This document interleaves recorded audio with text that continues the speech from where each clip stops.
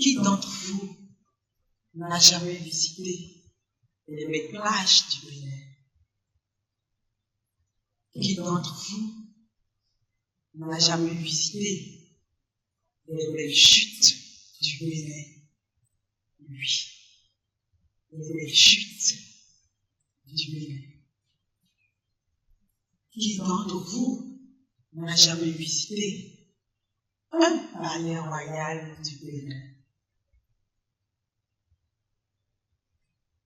Qui d'entre vous n'a jamais, ne serait-ce qu'une seule fois, fait un déplacement vers un lieu inhabituel pour son plaisir? Vous, monsieur, avez-vous fait un déplacement de ce genre une fois? Ou vous, madame, vous vous êtes déplacé pour votre plaisir une fois? Je comprends que vous êtes sale. Tout le monde a au moins une fois fait un déplacement vers un lieu inhabituel pour son plaisir.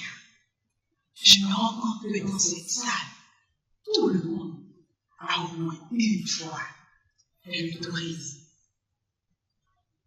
Mon premier long et extraordinaire voyage, qui constitue ma première belle destination touristique, c'était il y a 13 ans. Vous voulez savoir c'était où? C'était dans le parc national de la Plaine-Diarry. Qui a jamais visité le parc? Super. Mon séjour dans le parc national de la Plaine-Diarry a créé le déclic de ma tête. Cela a radicalement changé ma manière de voir les choses. Comme beaucoup d'entre vous ici, dans ma tendre enfance, mon rêve, c'était de devenir médecin. Ou encore, un agent financier, communément appelé dans notre jargon populaire, banquier, avec la belle cravate, les hauts costumes, les hauts talons et j'en passe. Mais mon séjour dans le parc national de la Plaine-Diarry a créé le déclic.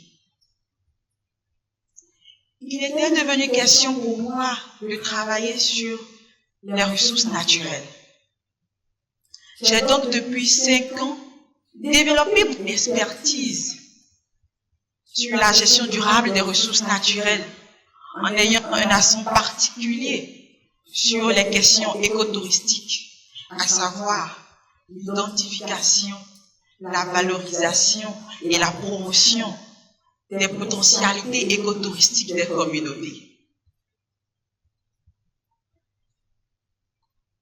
J'ai appris récemment, grâce à l'Organisation internationale du tourisme, que le tourisme constitue 10% du PIB international. Imaginez-vous un peu, c'est beaucoup. Je dis bien 10% du PIB international.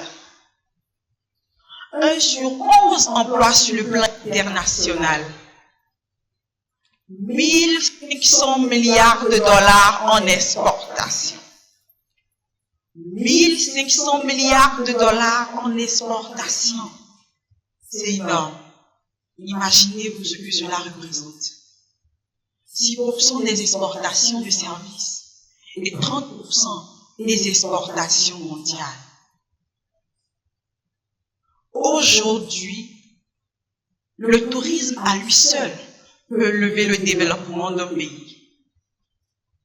Aujourd'hui, le tourisme est le poumon de l'économie mondiale. Saviez-vous, dans le passé, on a assisté au tourisme de masse. Et lorsqu'il s'agit du tourisme de masse, cela a des conséquences sur le plan environnemental, sur le plan social, que sur le plan économique. Sur le plan environnemental, l'on assiste à la destruction des ressources naturelles au profit des constructions touristiques. Sur le plan social, l'on assiste au choc culturel, au tourisme sexuel, et même à la gentrification. Sur le plan économique, le tourisme de masse a pour conséquence une mauvaise rémunération de la population à la base au profit des tours opérateurs, des compagnies de transport et des compagnies hôtelières. Heureusement, aujourd'hui, nous assistons à une diminution du tourisme de masse, faisant place à une multitude de tourismes, dont l'écotourisme, le tourisme écologique.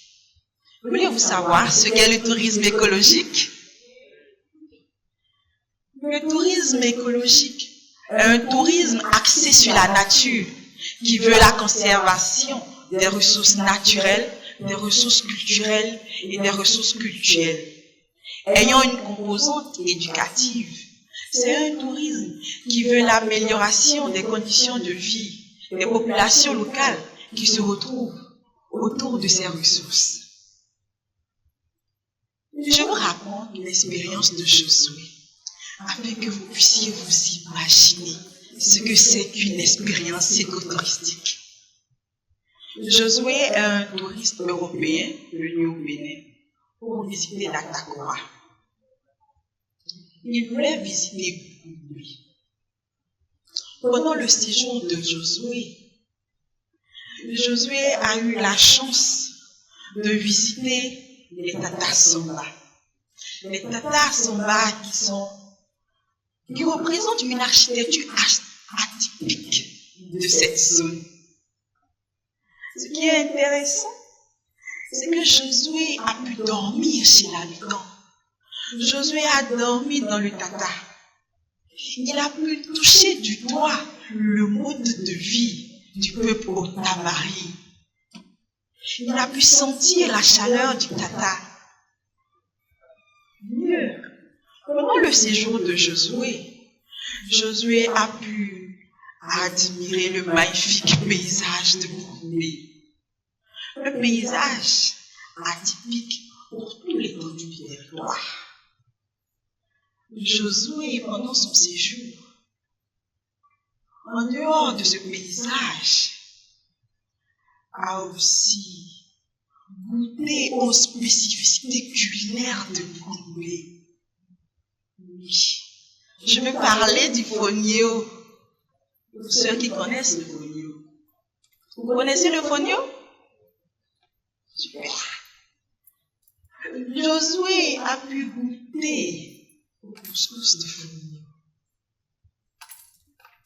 Et mieux, Josué, pendant son séjour, a pu participer à la rénovation d'un Tata en destruction.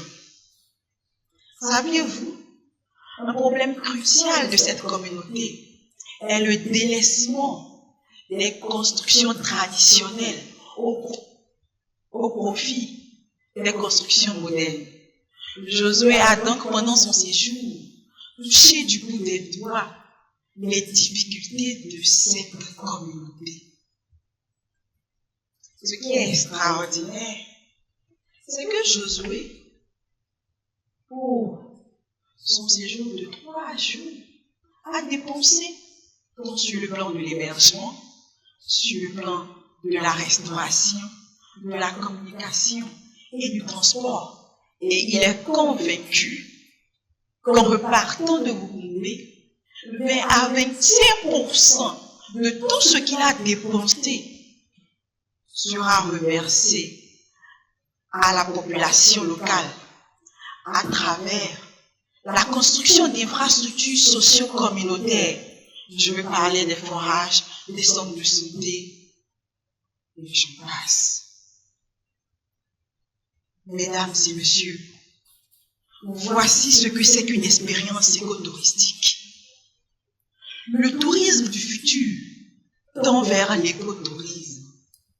Le tourisme du futur, c'est le tourisme qui prend en compte les effets des changements climatiques et la gestion durable des ressources naturelles pour les générations futures et un monde meilleur. Le tourisme de 2050, c'est un tourisme inclusif dont 20 à 25% des recettes sont reversées à la population locale à travers la construction d'infrastructures socio-communautaires. Le tourisme du futur, c'est le tourisme dont la préoccupation est l'amélioration des conditions de vie des plus démunis pour l'atteinte des objectifs de développement durable. Mesdames et messieurs, le tourisme du futur, c'est l'écotourisme. Alors, entre tourisme et écotourisme, à vous de choisir. Mais